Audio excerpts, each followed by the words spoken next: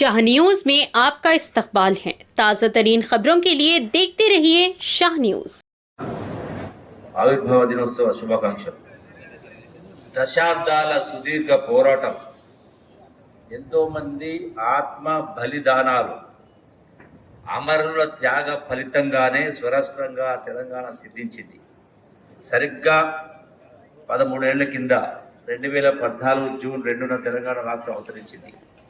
ఈ ఆవిర్భావ ఉత్సవంలో భాగస్వాములవుతున్నందుకు మనమందరం సంబరపడాల్సిన రోజు, గర్వపడాల్సిన రోజు. తెలంగాణ రాష్ట్ర అవతరణ దినోత్సవాన్ని పురస్కరించుకొని జిల్లా ప్రజలకు, ప్రజాప్రతినిధులకు, అధికారులకు, అనధికారులకు, విద్యార్థులకు, వివిధ రంగాల ప్రముఖులకు, మీడియా మిత్రులందరికీ మరొకసారి హృదయపూర్వక శుభాకాంక్షలు తెలియజేస్తా ఉన్నా. తెలంగాణ రాష్ట్ర సాధన కోసం సాగినటువంటి మహోద్యమంలో పాల్గొన్న ప్రతి ఒక్కరికి అభినందనలు తెలియజేస్తా ఉన్నాను.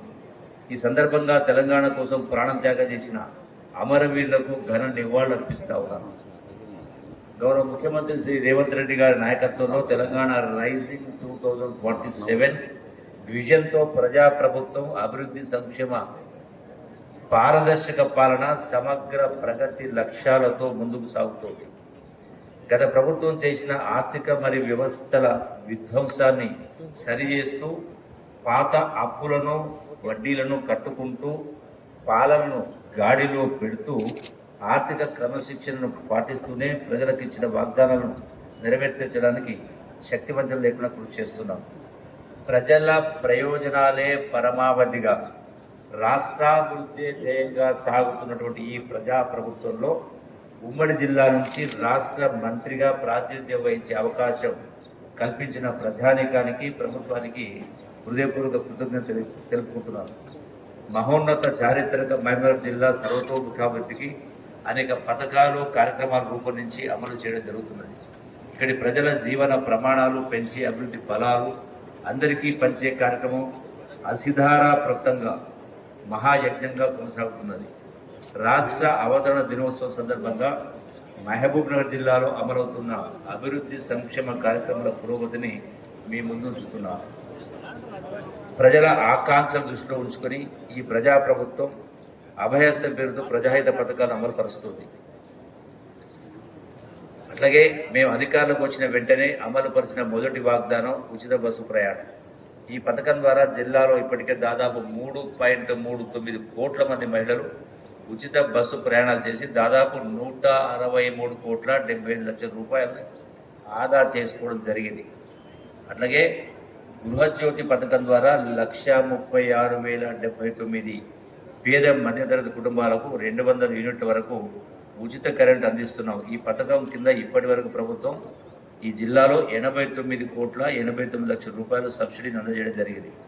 అట్లాగే వంట గ్యాస్ సిలిండర్ భారం నుంచి మహిళలకు ఉపశమనం కల్పించేందుకు 500 రూపాయలకే గ్యాస్ సిలిండర్ను 35 కోట్ల రూపాయల సబ్సిడీ పొందడం జరిగింది. అట్లాగే 95,408 మంది చేయూత పెన్షన్దారులకు 23.8 కోట్ల రూపాయలు పంపిణీ చేయడం జరిగింది. అర్హులైన వారికి నూతనంగా మళ్ళీ కొత్తగా 2 లక్షల పెన్షన్ మంజూరు చేయబోతా ఉన్నాం. అట్లాగే ఇందిరా మహిళా శక్తి పథకం ద్వారా రాష్ట్రంలోని 1 కోటి మంది మహిళలను కోటీశ్వరులను చేయాలనేది మా ప్రభుత్వం యొక్క సంకల్పం. ప్రభుత్వం ప్రతిష్టాత్మకంగా అమలు చేస్తున్న ఇందిరా మహిళా శక్తి పథకంతో మహిళలు ఆర్థికంగా ప్రగతి సాధిస్తూ ఉన్నారు. 2025-26 సంవత్సరం గాను 9,639 సంఘాలకు 377.58 టార్గెట్ కాగా 3,941 సంఘాలకు 400 కోట్ల రూపాయలు మంజూరు చేయడమైంది. అదేవిధంగా 2026-27 ఆర్థిక సంవత్సరం గాను ఇప్పటికి వరకు 324 గ్రూపులకు 40 కోట్ల రూపాయలు రుణాలు ఇవ్వడం జరిగింది. అట్లాగే వడ్డీ లేని రుణాలకు సంబంధించి ఏప్రిల్ 2024 నుండి మార్చి, అదేవిధంగా 2026-27 సంవత్సరం గాను 50 కోట్ల రూపాయల లక్ష్యం కాగా ఇప్పటి వరకు 55 సంఘాలకు గాను 146 సభ్యులకు 1.35 కోట్ల రూపాయల రుణ సదుపాయాలు కల్పించడమైంది.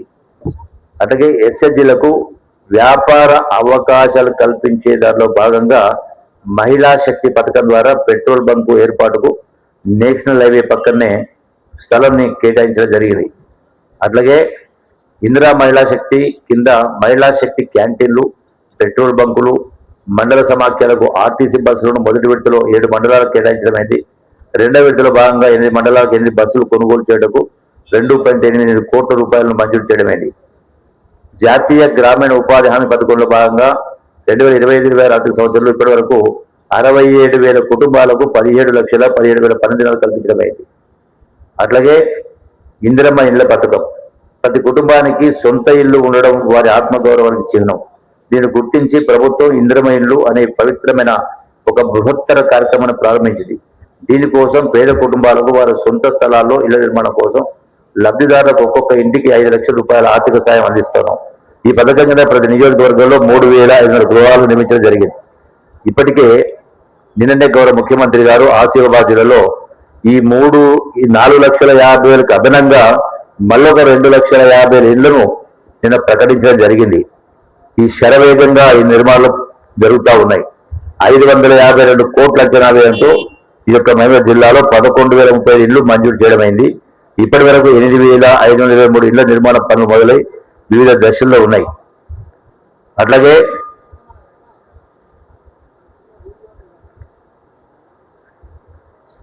వ్యవసాయ రంగానికి సంబంధించి దేశానికి అన్నం పెడుతున్న రైతు సంక్షేమ పథకం ప్రథమ ప్రాధాన్యతగా మేము భావిస్తా ఉన్నాం. రైతులకు ప్రభుత్వం ఇస్తున్న ప్రోత్సాహంతో వ్యవసాయ దిగుబడితో తెలంగాణ రాష్ట్రం దేశంలోనే మొదటి స్థానంలో నిలిచింది.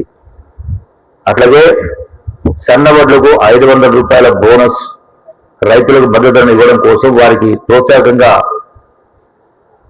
ప్రభుత్వం వారికి అండగా నిలుస్తూ ఉంది. దీని ద్వారా ప్రతి ఎకరానికి రైతుకు సగటున దాదాపు 25 క్వింటాల దిగుబడి వస్తుందని పరిగణిస్తే ఒక సీజన్కు ఎకరానికి రైతుకు సుమారు 12,500 రూపాయల ఆదాయం అదనంగా లభిస్తుంది.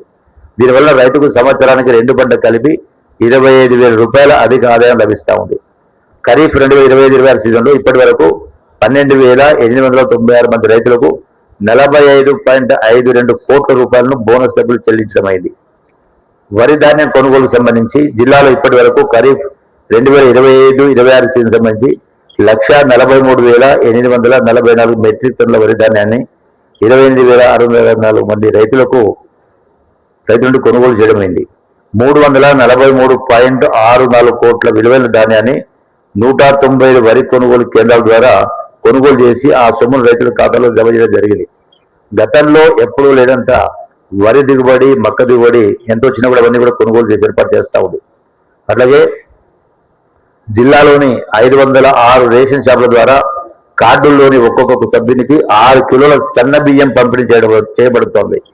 2,78,386 కార్డుల లబ్ధిదారులకు 6,045.496 మెట్రిక్ టన్నుల బియ్యం పంపిణీ చేస్తూ ఉన్నాం.